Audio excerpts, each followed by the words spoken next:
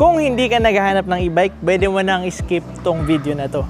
Pero kung oo, bibigyan kita ng 5 rason kung bakit dapat mo tong piliin. This unit is Motor Bicicleta Max e-bike. Ang unang rason ay meron tong 40Ah na battery.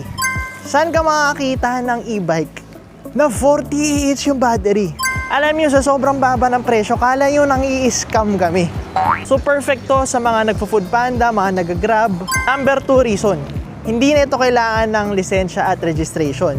Kasi isa tong light electric vehicle, under 50 kilos. Make sure lang nasa gilid lang kayo ng kalsada at meron kayong helmet. Number 3, perfect utility electric bicycle to. Tingnan nyo naman, meron tayong basket sa harap, punong-puno ng suspension. Meron tayong backseat, meron tayong footrest. Pag naubos mo yung 100 to 150 kilometers, meron tayong pedal. Number 4, ang daming security features na ito. Meron tayong susian, tapos meron pa tayong alarm. Pag sinet mo yung alarm sa remote, at may gumalaw ng unit nyo, nag-i-stop yung motor.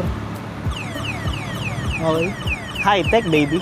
Pang-5 na agad, ang dami ko pa sanang pwedeng sabihin. Aside sa alloy yung body nito, foldable yung unit, may ilaw busina ng kasama, dahil galing sa motor electric tong unit na to.